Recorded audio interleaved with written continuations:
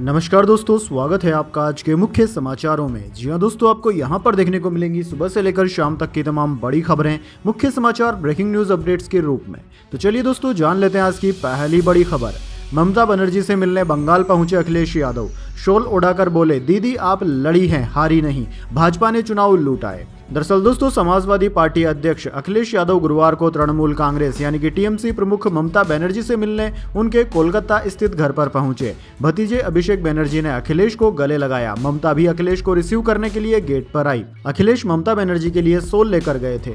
वे जैसे उड़ाने के लिए आगे बढ़े। ममता ने कहा, इसकी क्या जरूरत थी। इस पर अखिलेश बोले, दीदी आप लड़ी हैं, आप हारी नहीं। दोस्तों, मुलाकात के दौरान अखिलेश यादव ने कहा कि पूरा का पूरा चुनाव भाजपा ने लूट लिया। सेंट्रल फोर्स, इलेक्शन कमीशन और ट्रांसफर पोस्टिंग का इस्तेमाल किया। मैंने यूपी का चुनाव भी बहुत करीब से देखा है। वहां कभी डीजीपी नहीं हटे, न कभी चीफ सेक्रेटरी हटाए गए, किसी जिले के अधिकारी तक नहीं हटाए गए। जब बंगाल का चुनाव हुआ तो पूरा का पूरा इंफ्रास्ट्रक्चर उन्होंने अपने हिसाब से बनाया। अधिकारियों को निर्देश दिए कि आपको चुनाव हराना है।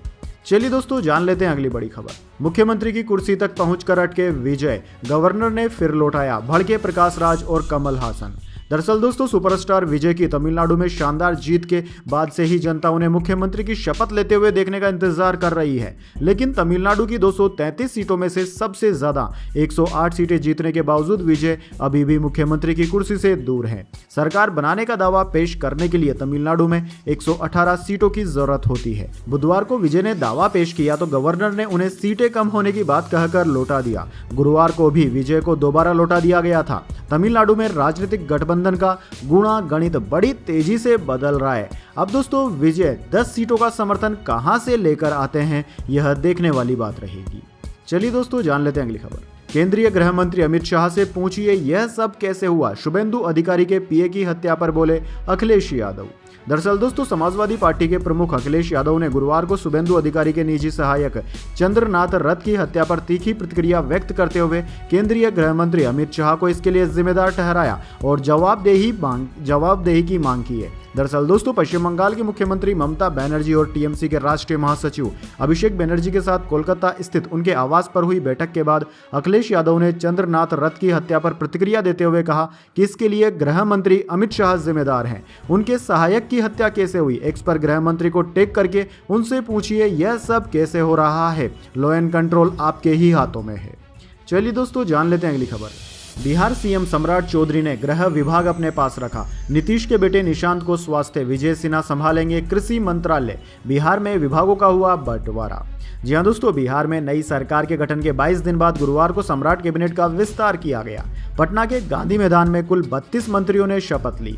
इनमें भाजपा के 15, जदयू के 13, लोजपा के 2, हम के 1 और आरएलएम के 1 मंत्री शामिल है। दोस्तों, विभागों का बंटवारा भी हो गया। मुख्यमंत्री सम्राट चौधरी ने गृह विभाग समेत 6 विभाग अपने पास रखे हैं। वहीं नीतीश कुमार के बेटे निशांत कुमार को स्वास्थ्य विभाग सौंपा गया है। निशांत कुमार पहली बार मंत्री बने हैं और फिलहाल किसी भी सदन के सदस्य नहीं है। चलिए दोस्तों, जान लेते हैं अगली खबर। पश्चिम बंगाल में विधानसभा हुई भंग, ममता बनर्जी अब मुख्यमंत्री नहीं रही। जी हां दोस्तों, पश्चिम बंगाल की राजनीति में बड़ा उलटफेर हो गया। विधानसभा का कार्यकाल खत्म होते ही राज्यपाल ने पूरी कैबिनेट को भंग कर दिया और इसके साथ ही ममता बनर्जी अब मुख्यमंत्री नहीं रही। दोस्तों, खास बात यह है कि इस्तीफे को लेकर जारी सियासी खींचतान के बीच यह फैसला सीधे संवैधानिक प्रक्रिया के तहत हुआ है, जिससे बंगाल में 15 साल पुराना सत्ता का अध्याय अचानक खत्म हो गया। कोलकाता गजट में जारी नोटिफिकेशन के अनुसार राज्यपाल आर.एन. रवि ने विधानसभा को भंग कर दिया और यह फैसला 7 मई 2026 से लागू हो गया है। चलिए दोस्तों, जान लेते हैं अगली बड़ी खबर। चंद्रनाथ हत्याकांड, हमलावरों ने 7 किलोमीटर तक पीछा किया था, फिर गोली मारी। शुभेंदु अधिकारी बोले, मैंने ममता को हराया इसलिए पीए की हत्या। दरअसल दोस्तों, भाजपा नेता शुभेंदु अधिकारी ने गुरुवार को कहा कि उनके पर्सनल असिस्टेंट चंद्रनाथ रथ की हत्या इसलिए हुई क्योंकि उन्होंने ममता को हराया है। शुभेंदु ने कहा कि इस हत्या को जिस तरह से अंजाम दिया गया उसकी जितनी भी निंदा करें वह कम है। हत्या की वजह भवानीपुर से ममता की हार हो सकती है। उधर दोस्तों, चंद्रनाथ की मां ने कहा कि इस हार का बदला मेरे बेटे की हत्या कर लिया गया। कुछ नेताओं ने पहले धमकी दी थी कि 4 तारीख के बाद कोई बचा नहीं पाएगा। पोस्टमार्टम रिपोर्ट में सामने आया कि रथ को 4 गोलियां लगी थी। पुलिस जांच में पता चला है कि हमलावरों ने रथ की गाड़ी का 7 किलोमीटर तक पीछा किया था। चलिए दोस्तों, जान लेते हैं अगली खबर। फ्लाइट में ई सिगरेट पीते दिखे यजुवेंद्र चहल, वीडियो हो गया वायरल। यह भारत में बैन है। पहले राजस्थान के कप्तान रियान भी पीते हुए दिखे थे, जुर्माना लगा था। जी हाँ दोस्तों, पंजाब किंग्स के अनुभवी लेग स्पिनर यजुवेंद्र चहल एक नए विवाद में घिर गए हैं। सोशल मीडिया पर वायरल एक वीडियो में दावा किया जा रहा है कि हैदराबाद की यात्रा के दौरान वे फ्लाइट के अंदर ई सिगरेट यानी कि वेब पीते हुए नजर आए। वीडियो में चहल को इसे छिपाने की कोशिश करते हुए भी देखा गया। हालांकि इस वायरल वीडियो की प्रामाणिकता की अभी तक आधिकारिक पुष्टि नहीं हुई है। कुछ रिपोर्ट्स में लिखा गया है कि पंजाब किंग्स ने टीम के सफर का वीडियो पोस्ट किया था, इसके ही अंदर चहल के ई सिगरेट पीने का हिस्सा था। चलिए दोस्तों, जान लेते हैं अगली खबर। मुंबई तरबूज मामला, चूहे मार जहर से हुई कोडिया परिवार की मौत, फोरेंसिक रिपोर्ट में हुई पुष्टि, साजिश का शक गहराया। दरअसल दोस्तों, मुंबई में पहले बिरयानी फिर तरबूज खाने के बाद एक ही परिवार के 4 लोगों की रहस्यमयी मौत के मामले ने एक नया मोड़ ले लिया है। फोरेंसिक रिपोर्ट में पुष्टि हुई कि डोकाडिया परिवार की मौत फूड पॉइजनिंग से नहीं बल्कि चूहे मारने वाले घातक जहर जिंक फॉस्फाइड की वजह से हुई है। इस खुलासे के बाद घटना के पीछे किसी साजिश का शक गहराया गया है। दरअसल दोस्तों, आपको बता दें 26 अप्रैल की रात को मुंबई के भिंडी बाजार इलाके में डोकाडिया परिवार के 4 सदस्यों की तरबूज खाने के बाद मौत हो गई थी। पूरे देश में उनका मामला फैल गया था कि तरबूज खाने से इन लोगों की मौत हुई है, लेकिन ऐसा नहीं हुआ। इनकी मौत जिंक फॉस्फाइड नाम के जहर से हुई है, जो कि चूहे मारने की दवा के रूप में इस्तेमाल किया जाता है। चलिए दोस्तों, जान लेते हैं अगली खबर। आरएसएस चीफ मोहन भागवत बोले, जाति तब खत्म होगी जब समाज बदलेगा। जनसंख्या नियंत्रण नीति और यूनिफॉर्म सिविल कोड लोगों के सहयोग के बिना सफल नहीं हो सकते। दरअसल दोस्तों, राष्ट्रीय स्वयंसेवक संघ यानी कि आरएसएस प्रमुख मोहन भागवत ने कहा है कि जनसंख्या नियंत्रण नीति और यूनिफॉर्म सिविल कोड यानी कि यूसीसी जैसे कानून लोगों के सहयोग के बिना सफल नहीं हो सकते हैं। उन्होंने कहा कि जातीय आधारित राजनीति तभी खत्म होगी जब समाज जाति के आधार पर सोचना बंद कर देगा। भागवत गुरुवार को कर्नाटक के मैसूरू में बोल रहे थे। वैसे दोस्तों, आपको क्या लगता है, क्या भारतीय समाज से कभी जाति व्यवस्था खत्म हो सकती है? अगर हो सकती है तो किस तरीके से हो सकती है? कमेंट बॉक्स में अपनी राय जरूर दीजिए। चलिए दोस्तों, आगे बढ़ते हैं। फ्लाइट में महुआ मोइत्रा के खिलाफ शूटिंग हुई, लोगों ने लगाए जय श्री राम के नारे। टीएमसी सांसद बोली, मेरे साथ उत्पीड़न हुआ। दरअसल दोस्तों, पश्चिम बंगाल विधानसभा चुनाव में भाजपा की जीत और टीएमसी की हार के बाद राज्य में जहां हिंसा में वृद्धि हुई, वहीं तृणमूल कांग्रेस सांसद महुआ मोइत्रा को भी लोगों के विरोध प्रदर्शन का सामना करना पड़ रहा है। दरअसल दोस्तों, महुआ मोइत्रा ने विमान के भीतर जय श्री राम के नारे लगाए जाने का एक वीडियो अपने सोशल मीडिया प्लेटफॉर्म एक्स पर साझा किया। इस घटना को लेकर उन्होंने आरोप लगाया कि फ्लाइट के अंदर उनके साथ उत्पीड़न हुआ और उनकी सुरक्षा से समझौता किया गया। सोशल मीडिया प्लेटफॉर्म एक्स पर वीडियो पोस्ट करते हुए महुआ मोइत्रा ने लिखा कि विमान में इस तरह की हरकत स्वीकार नहीं की जा सकती। चलिए आगे बढ़ते हैं। एकनाथ शिंदे का हेलीकॉप्टर आंधी में फंस गया, शादी में जा रहे थे, रास्ते से लौटे, जुहू हेलीपैड पर सेफ लैंडिंग हुई। दरअसल दोस्तों, महाराष्ट्र के डिप्टी सीएम एकनाथ शिंदे का हेलीकॉप्टर कल्याण के पास खराब मौसम और तेज आंधी तूफान में फंस गया था। जानकारी के अनुसार शिंदे मुंबई के महालक्ष्मी हेलीपैड से कल्याण के आगे मुरबाड़ में आयोजित एक शादी समारोह में शामिल होने जा रहे थे। रास्ते में अचानक मौसम बिगड़ गया। पायलट हेलीकॉप्टर को आगे ले जाने के बजाय वापस ले गया। मुंबई के जुहू हेलीपैड पर सेफ लैंडिंग की गई। हेलीकॉप्टर में सवार सभी लोग सुरक्षित रहे। चलिए दोस्तों, जान लेते हैं अगली खबर। 18 दिन में चारधाम यात्रा पर आए 29 श्रद्धालुओं की हुई मौत, खराब सेहत बनी मौत की वजह। जी हाँ दोस्तों, उत्तराखंड की चारधाम यात्रा शुरू हुए कुल 18 दिन हो चुके हैं और पिछले 18 दिनों में यात्रा पर आए कुल 29 तीर्थयात्रियों की मौत हो चुकी है। दोस्तों, मारे गए तीर्थयात्रियों की मौत की वजह स्वास्थ्य खराब बताया गया। इनमें हार्ट अटैक समेत विभिन्न बीमारियां हैं जिससे श्रद्धालुओं की मौत हुई। बताया जाता है कि सबसे ज्यादा मौतें केदारनाथ जी यात्रा रूट पर हुई है। चलिए दोस्तों, जान लेते हैं अगली बड़ी खबर। ऑपरेशन सिंदूर का 1 साल हुआ पूरा, प्रधानमंत्री मोदी ने सोशल मीडिया डीपी बदली, ऑपरेशन का लोगो लगाया, लिखा देश सेनाओं के शौर्य को सलाम करता है। जी हाँ दोस्तों, प्रधानमंत्री मोदी ने गुरुवार को सोशल मीडिया प्लेटफॉर्म एक्स पर अपनी डिस्प्ले पिक्चर बदलकर ऑपरेशन सिंदूर का लोगो लगाया। यह पहल पहलगाम आतंकी हमले के जवाब में शुरू किए गए सैन्य ऑपरेशन की पहली वर्षगांठ पर भारतीय सेना के साहस को ट्रिब्यूट देने के लिए की गई है। दरअसल दोस्तों, अप्रैल 2025 में हुए पहलगाम आतंकी हमले के बाद शुरू किया गया ऑपरेशन सिंदूर को पूरा 1 साल बीत चुका है, जिसमें 26 लोगों की जान चली गई थी। ऑपरेशन सिंदूर के दौरान भारतीय सेना ने पाकिस्तान और पाकिस्तान अधिकृत जम्मू कश्मीर यानी कि पीओके में मौजूद आतंकी ठिकानों पर हमला किया था। चलिए दोस्तों, जान लेते हैं अगली खबर। दिल्ली पटना फ्लाइट टर्बुलेंस में फंसी, लोग चिल्लाने लगे। पटना में आधी रात तेज बारिश, सड़क धंसी। जयपुर में सड़कों पर पानी का छिड़काव। दरअसल दोस्तों उत्तर मध्य और दक्षिण भारत में बारिश का दौर जारी है। उत्तर प्रदेश, उत्तराखंड, बिहार, झारखंड, छत्तीसगढ़, हरियाणा, हिमाचल प्रदेश, पश्चिम बंगाल और आंध्र प्रदेश में बुधवार को बारिश हुई। वहीं बिहार, हरियाणा, हिमाचल प्रदेश में ओले भी गिरे। बिहार के पटना में बुधवार रात भारी बारिश हुई। इसी बीच इंडिगो की एक फ्लाइट टर्बुलेंस में फंस गई, जिससे यात्रियों में चीख पुकार मच गई। हालांकि बाद में इसे लखनऊ डाइवर्ट कर दिया गया। सभी यात्री सुरक्षित हैं। उधर दोस्तों उत्तर प्रदेश में तापमान 40 डिग्री से नीचे चला गया। हालांकि आज 44 जिलों में आंधी बारिश का अलर्ट है। बिहार में बिजली गिरने से 2 लोगों की मौत की खबर है। चलिए दोस्तों जान लेते हैं अगली बड़ी खबर। ईरान और अमेरिका के बीच में डील की नहीं दिख रही है उम्मीद। सीज फायर के बावजूद इजराइल का लेबनान पर हमला। दरअसल दोस्तों पश्चिम एशिया में जारी तनाव के बीच अब शांति की उम्मीद और जंग की धमकी दोनों एक साथ चल रही है। डोनाल्ड ट्रंप ने एक बार फिर से कहा है कि ईरान के साथ बातचीत अच्छी चल रही है और डील संभव है, लेकिन दूसरी तरफ ईरान अभी भी अमेरिकी प्रस्ताव को विचाराधीन बता रहा है। दरअसल अमेरिका और ईरान के बीच एक 14 पॉइंट समझौते की चर्चा तेज हो गई है। अमेरिकी मीडिया में खबर आई थी कि यह एक पेज का मेमोरेंडम हो सकता है जो आगे की बड़ी डील का आधार बनेगा। चलिए दोस्तों जान लेते हैं अगली खबर। शराब और बियर 20% तक महंगी हो सकती है, ईरान जंग का असर। पैकेजिंग की लागत बढ़ी, कंपनियों ने राज्यों से दाम बढ़ाने की मांग की। दरअसल दोस्तों शराब बनाने वाली कंपनियों ने राज्य सरकारों से शराब, बियर और वाइन की कीमतें बढ़ाने की मांग की है।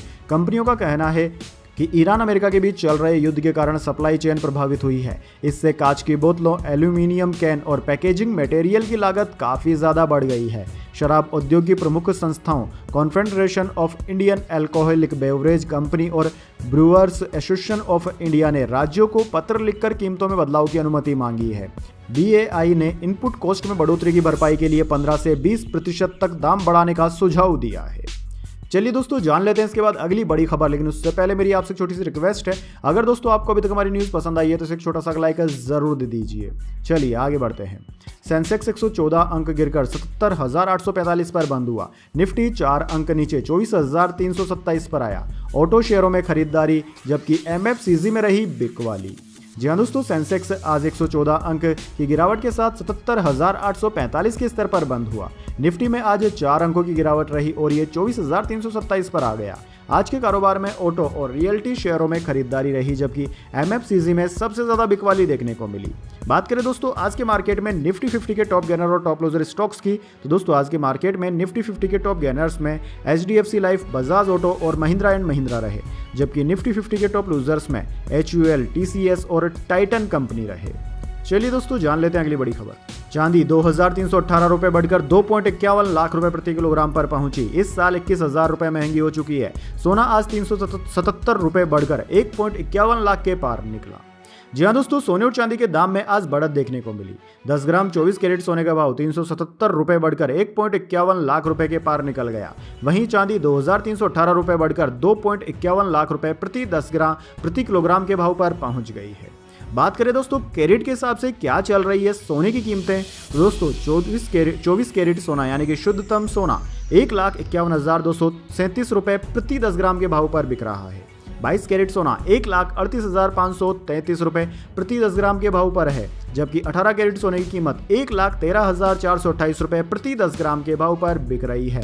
दोस्तों यह शुद्धतम कीमतें हैं। GST और मेकिंग चार्जेस इनके अलावा हो सकते हैं अलग अलग राज्यों में अलग अलग। चलिए दोस्तों जान लेते हैं अगली खबर। दिल्ली में महिलाओं और बुजुर्गों के खिलाफ सबसे ज्यादा अपराध। साल 2024 में महिलाओं के खिलाफ 13,396 केस दर्ज हुए। तमिलनाडु में 2023 की तुलना में 1.5% कम क्राइम। जी हाँ दोस्तों national crime record bureau NCRB ने साल 2024 में देश में हुए क्राइम की रिपोर्ट जारी की है। इसके अनुसार राजधानी दिल्ली में महिलाओं और बुजुर्गों की सुरक्षा को लेकर फिर गंभीर सवाल खड़े किए गए हैं। रिपोर्ट बताती है कि 2024 में मेट्रो शहरों में दिल्ली महिलाओं के खिलाफ होने वाले अपराधों के मामले में शीर्ष पर रही। 2024 में महिलाओं के खिलाफ 13,396 मामले दर्ज किए गए, जो 2023 में 13,366 थे। तमिलनाडु में महिलाओं के खिलाफ अपराध घटे हैं। 2024 में महिलाओं के खिलाफ 4,41,534 मामले दर्ज हुए, जो कि 2023 में 1.5% कम थे। वहीं दोस्तों सबसे अधिक 27.2% मामले पति के क्रूरता और अपहरण से संबंधित थे। चलिए दोस्तों जान लेते हैं अगली खबर। बंगाल में बीजेपी की जीत पर बांग्लादेश भड़का। भारत सरकार ने कहा पहले अपने 2,860 नागरिकों को वापस लो। दरअसल दोस्तों पश्चिम बंगाल में भाजपा की जीत के बाद बांग्लादेश के विदेश मंत्री खलीलुर रहमान के बयान पर भारत ने तीखा जवाब दिया है। विदेश मंत्रालय के प्रवक्ता रणधीर जायसवाल ने साफ कहा कि बांग्लादेश को अब अवैध घुसपैठियों को वापस लेने में सहयोग करना चाहिए। दोस्तों आपको बता दें कि भाजपा की चुनावी सफलता के बाद बांग्लादेश की ओर से आए कुछ बयानों पर भारत ने चिंता जताई है। रणधीर जायसवाल ने कहा कि पिछले कई दिनों से ऐसे बयान सामने आ रहे हैं। रणधीर ने जोर देकर कहा कि असली मुद्दा भारत से अवैध बांग्लादेशी नागरिकों की वापसी का है। इसके लिए बांग्लादेश का पूरा सहयोग जरूरी है। चलिए दोस्तों आगे बढ़ते हैं। अमेरिका में मिनटों में बिक रहे हैं भारत के आम। अल्फांसो और केसर का दिखा जबरदस्त क्रेज, स्टॉक हो गए खत्म। जी हाँ दोस्तों, गर्मियों का मौसम केवल छुट्टियों के लिए ही मशहूर नहीं है, बल्कि यह आम के क्रेजी प्रेमी भी इस सीजन का बड़ी बेसब्री से इंतजार करते हैं। गर्मियां आते ही आम का बाजार गुलजार हो जाता है। लोगों की भीड़ आम की दुकानों पर टूट पड़ती है। ये हाल केवल भारत का ही नहीं है, बल्कि अमेरिका का भी यही हाल है। अमेरिका में भी लोग भारतीय आम को बहुत ज़्यादा पसंद करते हैं। इसका अंदाजा फिलहाल मार्केट रेट से भी लगाया जा सकता है। भारतीय आम अब विदेश में भी खूब पसंद किए जा रहे हैं। और दोस्तों मजे की बात तो यह है कि जैसे ही स्टॉक अमेरिकी बाजारों में पहुंचता है, तुरंत ही वह सोल्ड आउट भी हो जाता है। चलिए दोस्तों जान लेते हैं अगली खबर। एनवीडिया का चीन में दी एंड हुआ। 95% से 0% पर आई मार्केट हिस्सेदारी। जेनसेन हुयांग ने अमेरिका को घेरा। जी हाँ दोस्तों, अमेरिकी टेक्नोलॉजी कंपनी एनवीडिया का चीनी व्यापार अब पूरी तरह से बंद हो गया है। चीन में कंपनी के शेयर गिरकर सीधे 0% पर पहुंच गए, जिससे कंपनी का चीन से पूरी तरह से सूपड़ा साफ हो गया। अब इसे लेकर कंपनी के सीईओ जेनसेन हुयांग ने भी अपनी प्रतिक्रिया दी है। उन्होंने बताया कि यह सब अमेरिका में चल रहे हालातों के कारण हुआ है। एनवीडिया चीन के सीईओ हाल ही में मिल्टन इंस्टीट्यूट की ग्लोबल कॉन्फ्रेंस में शामिल होने पहुंचे थे। इस दौरान उन्होंने इस बारे में बात करते हुए बताया कि ये नीति अमेरिका के लिए ही बैकफायर कर गई है। चलिए दोस्तों जान लेते हैं अगली खबर। हाईकोर्ट जज ने शंकराचार्य केस से खुद को अलग किया। चीफ जस्टिस के पास मामला भेजा। आशुतोष ब्रह्मचारी ने शिकायत की थी। दरअसल दोस्तों इलाहाबाद हाईकोर्ट के जज ने शंकराचार्य केस से खुद को अलग कर लिया है। न्यायमूर्ति रोहित रंजन अग्रवाल ने अविमुक्तेश्वरानंद से जुड़े मामले को चीफ जस्टिस के पास भेजा है। उन्होंने इस केस की सुनवाई दूसरी बेंच से कराने का अनुरोध किया। दरअसल दोस्तों आशुतोष महाराज ने अविमुक्तेश्वरानंद और उनके शिष्य मुग्धानंद पर कोर्ट की अवमानना का आरोप लगाया था। बटुकों के कथित मामले में आशुतोष महाराज ने ही अविमुक्तेश्वरानंद के खिलाफ एफआईआर दर्ज करवाई थी। आशुतोष महाराज शामली के कांदला के प्राचीन शंखाबरी सिद्ध पीठ से जुड़े हुए हैं। चलिए दोस्तों आगे बढ़ते हैं। शादी के 10 साल बाद पिता बने सूर्य कुमार यादव। पत्नी देविशा ने बेटी को जन्म दिया। आरसीबी के खिलाफ मैच में खेलना तय नहीं। दरअसल दोस्तों भारतीय T20 टीम के कप्तान सूर्य कुमार यादव पिता बन गए हैं। उनकी पत्नी देविशा ने बेटी को जन्म दिया। यह बेटी दोनों की पहली संतान है। मार्च में देविशा के बेबी शावर का वीडियो वायरल हुआ था। 35 साल के सूर्य कुमार यादव ने 2016 में देविशा शेट्टी से लव मैरिज की थी। कॉलेज के दिनों में एक डांस परफॉर्मेंस के दौरान सूर्या ने देविशा को देखा और पसंद करने लग गए थे। सूर्या आईपीएल में मुंबई इंडियंस से खेल रहे हैं, जिसका अगला मुकाबला 10 मई को रायपुर में होना है। सूर्या का खेलना तय नहीं है। रिपोर्ट्स के अनुसार सूर्या टीम के साथ रायपुर में नहीं गए। चलिए दोस्तों जान लेते हैं अगली खबर। चीन के 2 पूर्व रक्षा मंत्रियों को मौत की सजा। भ्रष्टाचार मामले में वेई फेंगे और ली शांगफू दोषी करार। पूरी प्रॉपर्टी भी जब्त होगी। दरअसल दोस्तों चीन ने भ्रष्टाचार के मामले में 2 पूर्व रक्षा मंत्री ली शांगफू और वेई फेंगे को मौत की सजा सुनाई है। सरकारी समाचार एजेंसी शिंगहुआ के अनुसार दोनों को पहले 2 साल जेल में रखा जाएगा। अगर वह 2 साल तक कोई नया अपराध नहीं करते हैं तो सजा को आजीवन कारावास में बदला जा सकता है। ली शांगफू को पिछले साल अचानक पद से हटा दिया गया था, जबकि वेई फेंगे भी सैन्य भ्रष्टाचार जांच के दायरे में आए थे, जिसके बाद दोनों को 2024 में चीन की सत्तारूढ़ कम्युनिस्ट पार्टी से निष्कासित कर दिया गया था।